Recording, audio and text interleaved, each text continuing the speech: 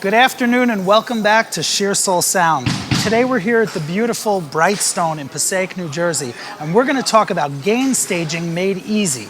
I'm going to talk about all the different types of gain that you have in a sound setup and how they affect each other. It'll be really simple, really informative. Definitely check it out. So I promised we were going to talk about gain staging made easy. So first we have to discuss what is gain staging. There are many different levels of gain in your sound signal. The first level is the sound source. So for example, if I pick up a microphone here, the first sound source, even before it hits the microphone, is the sound of my voice. So when we talk about gain, gain is really synonymous almost with volume. If I want to make the sound louder, I could sing louder. If I'm singing Siman, Siman Tov, right? I could sing it louder. Siman, Siman Tov. Or I could sing it softer. Siman, Siman Tov. And all of those things will affect the gain. That's the first step. So at your instrument, you could adjust the gain of your performance.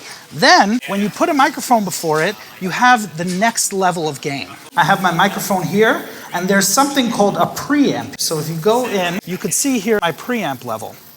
And if you look over here at this knob, it says gain. Now, as I adjust my gain, I'm going to adjust the level of the preamp. So as I sing, Siman, Siman Tov, Mazel, Mazel Tov. And you can see that I can make my voice louder or softer by adjusting the gain. Now this is different than adjusting the gain at the source of my voice. Here I'm doing it digitally, so I could sing at the same volume, but I could increase the volume by adjusting the gain.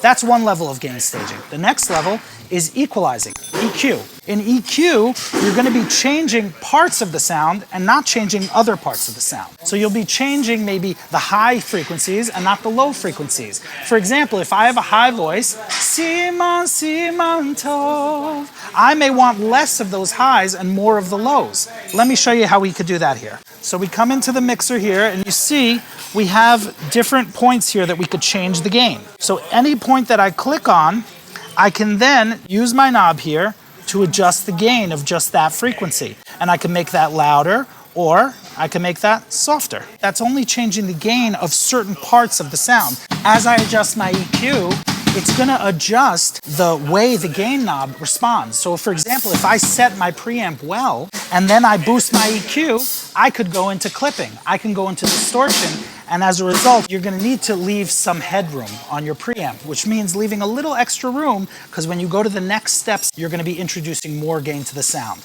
All right, I'll give you two more things that can affect the gain, and one of them is compression. Hit the compressor. You'll see right here, I have a gain knob. So depending on how much I reduce the sound in compression, I could always make up the sound here by boosting the gain. This gain is very similar to my preamp gain. It's very similar to my EQ gain.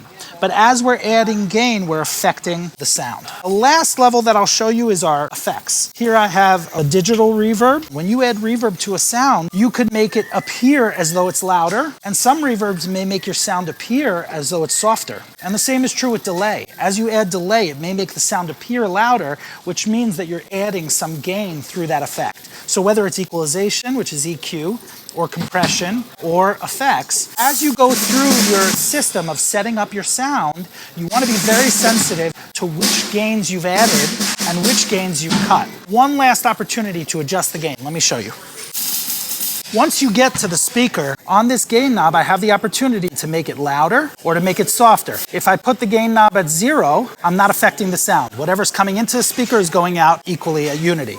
But if I boost it up, it's going to become louder, and if I cut it, it will become softer. Now, if you have a problem with feedback or clipping or something of that sort, you could use your gain staging as an opportunity to figure out where the problem was and where it went wrong. If you have these types of problems in your sound setup, you can always go back to the different levels of gain that you've applied and figure out where the problem is. Was it at my gain pot? Was it at my preamp? Was it at my EQ, my compressor, reverb, delay, or at the fader, or at the speaker? And all of those options will give you more information about how to avoid gain problems and how to stage your gain in order to get a great result. Thank you so much for joining us for this episode of Shir Soul Sound, where today we talked about gain staging. We could obviously go into each section of this more, and we'll do that in future videos. Please subscribe if you like this video. Leave a like and a comment below. Let us know what you'd like to learn about next, and we'll see you next time. Take care.